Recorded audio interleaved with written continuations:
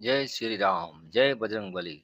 नमस्कार दोस्तों, आज हम बात करेंगे एक बहुत ही पवित्र और चमत्कारी पाठ के बारे में, जिसका नाम है हनुमान चालीसा।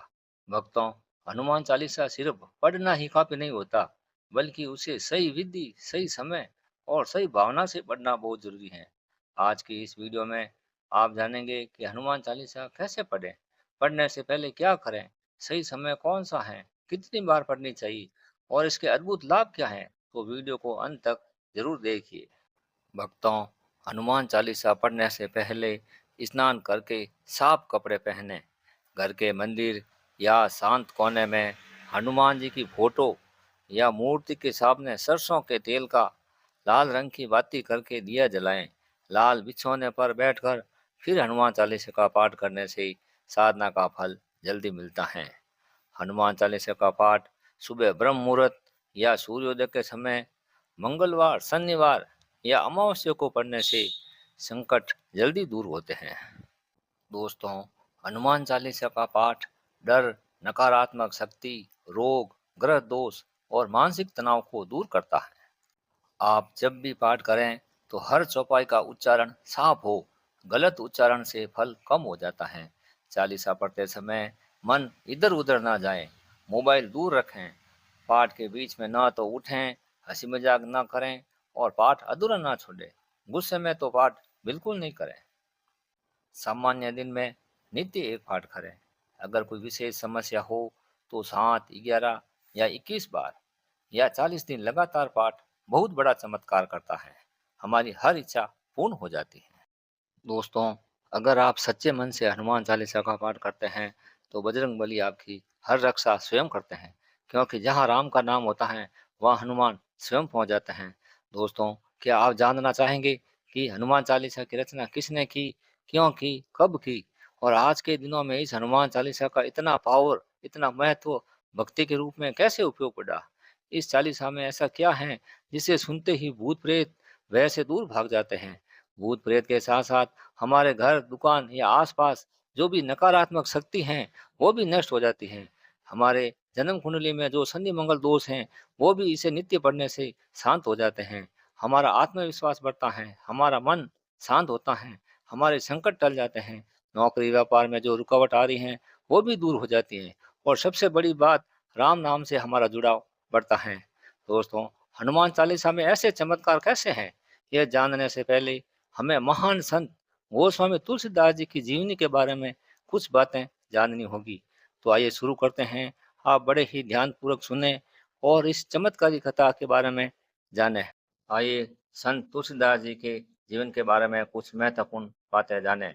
जब संत तुलसीदास जी का जन्म हुआ, तब उनके मुख से पहला प्रथम शब्द निकला राम। तब से उनका नाम राम बोला रख दिया गया। असूक्त मूल नक्षत्र में जन्म लेने के कारण माता पिता ने उसका त्याग कर दिया था। उसे बचपन में ही एक टोकरी में डालकर नदी में छोड़ दिया था। नदी में छोड़कर चले जाने के बाद एक मुनिया दासी ने उसे देख लिया था। मुनिया दासी उस राम बोले बच्चे को अपने घर पर लेकर आ गई और उस बच्चे का लालन पोषण करने लगी। वह मुनिया दासी के साथ ही धीरे धीरे बड़ा होने लगा। धीरे धीरे राम बोला बड़ा होने लगा। एक दिन वह मंदिर गया तो वहां पर वह तुलसी की सेवा करने लगा। वह तुलसी की परिक्रमा करने लगा। तभी वहां पर गुरु नरहयानंद मंदिर में वहां से होकर गुजरे, तो उन्होंने राम बुला को तुलसी की परिक्रमा करते देखा। तो उन्होंने अपने पास बुलाकर पूछा तुम्हारा नाम क्या है? तब राम बोला ने कहा कि मेरा नाम राम बोला है। गुरु ने कहा कि ये कैसा नाम है? तुम तुलसी की सेवा करते हो, परिक्रमा करते हो, इसलिए आज का तुम्हारा नाम तुलसीदास होगा। यह कहकर उस गुरु ने कहा कि कल से तू मेरे आश्रम में शिक्षा दीक्षा के लिए आ जाना। तभी वह राममूला का नाम तुलसीदास पड़ गया और वह गुरु के आश्रम में शिक्षा दीक्षा के लिए जाने लगे। मुनिया दासी ने राम बोला यानी तुलसीदास जी का लालन पोषण बहुत ही अच्छी तरीके से किया। वह नरहरियानंद जी के आश्रम में शिक्षा दीक्षा भी प्राप्त कर ली। जब वे बड़े हुए तो मुनिया दासी ने तुलसीदास जी का विवाह रत्नावली नाम की कन्या से बड़ी धूमधाम से करवा दिया। कहा जाता है कि तुलसीदास जी अपनी पत्नी रत्नावली से अत्यधिक प्रेम और आसक्ति रखते थे। एक बार रत्नावली तुलसीदास जी की अनुपस्थिति में अपने भाई के साथ मायके चली गई। जब तुलसीदास जी घर पर आए तो अपनी पत्नी को न पाकर उन्हें बड़ा दुख हुआ। वह अपनी पत्नी का वियोग सहन नहीं कर पाए और वे तुरंत अपने ससुराल की ओर चल पड़े। तुलसीदास जी अपने ससुराल जाने लगे तो उस समय आधी रात हो गई थी। मूसलाधार बारिश बरसने लगी। जब वे ससुराल जाने लगे तो रास्ते में उफनती हुई यमुना नदी आई। तो वह अपने पत्नी के प्रेम में इतने अंधे हो गए थे कि उस उफनती हुई नदी में एक लाश को लकड़ी का लट्टा समझकर उस लाश के ऊपर बैठकर नाव की तरह चलाने लगे और उफनती हुई नदी को पार कर लिया। जब वहां से उतरे तब जब बिजली चमकने लगी तब उन्हें वो लाश नजर आई, लेकिन उन्होंने उस तरफ ध्यान नहीं दिया और वे तुरंत अपने ससुराल की ओर रवाना हो गए। तुलसीदास जी अपने ससुराल पहुंच गए। ससुराल पहुंचने के बाद वे रत्नावली के कमरे की खिड़की तक पहुंचे तो खिड़की ऊपर थी, चढ़ न सके तो नीचे एक अजगर सांप पड़ा था। उन्होंने रस्सी समझकर उसको ऊपर फेंका तो अजगर सांप वो खिड़की से लिपट गया। तो उन्होंने उस सांप को रस्सी समझकर पकड़कर वे कमरे की खिड़की तक पहुंच गए और खिड़की का दरवाजा खटखटाने लगे। जब उसकी पत्नी रत्नावली ने खिड़की खोली तो आगे सांप देखकर चिल्लाई। तब तुलसीदास जी को होश आया और उन्होंने तुरंत अजगर सांप को नीचे फेंक दिया और खिड़की पकड़कर कमरे की ओर आ गए। अपनी पत्नी के प्रति ऐसी अंधी आसक्ति देखकर रत्नावली लज्जित और क्रोधित हो गई। उन्होंने अपने पति तुलसीदास जी को फटकार लगाते हुए यह प्रसिद्ध दोहा कहा, अस्थि चर्ममय देह यह, तासो ऐसी प्रीति, नेको जो होती राम से तो काहे भवभीत। अर्थ यह है कि अगर मेरा शरीर यह हाड़ मांस और चमड़े से बना है, इससे तुम्हारा इतना प्रेम है, अगर इसका आधा प्रेम भी तुम भगवान श्री राम से करते तो तुम्हारा जीवन सुधर जाता और तुम इस संसार रूपी भवसागर के डर से मुक्त हो जाते। अपनी पत्नी की यह बातें तुलसीदास जी के हृदय में तीर की तरह चुभ गई। उनके भीतर तुरंत वैराग्य जाग उठा और वे उसी क्षण अपनी पत्नी को छोड़कर जाने लगे। तब उसकी पत्नी को बड़ा पछतावा हुआ। उन्होंने अपने तुलसीदास जी से कहा, मुझे भूल हुई, मैं तो मजाक कर रही थी। तब तुलसीदास जी ने कहा, नहीं, तुमने मेरे दिमाग के सारे तार खोल दिए हैं। जितना प्रेम मैंने तुमसे लगाया है अब उतना प्रेम मैं भगवान श्री राम से लगाऊंगा। मैं राम से बिना अब एक क्षण भी नहीं रह सकता। वे अपने पत्नी को छोड़कर तुरंत वहां से राम भक्ति के लिए चले गए। उसकी पत्नी को बड़ा पछतावा हुआ। वह दुखी और चिंता करने लगी और पीछे चिल्लाती रही, लेकिन तुलसीदास जी ने उसकी ओर ध्यान नहीं दिया। वे तुरंत राम भक्ति की ओर राम के खोज में चले गए। गृहस्थी त्यागने के बाद तुलसीदास जी ने सबसे पहले प्रयागराज गए। वहां अपना मुंडन कराकर सन्यास यानी साधु का जीवन जीने लगे। उन्होंने सांसारिक मोह को छोड़ दिया और अपना पूरा जीवन भगवान राम की भक्ति में लगा दिया। वे राम भक्ति का प्रचार करने लगे।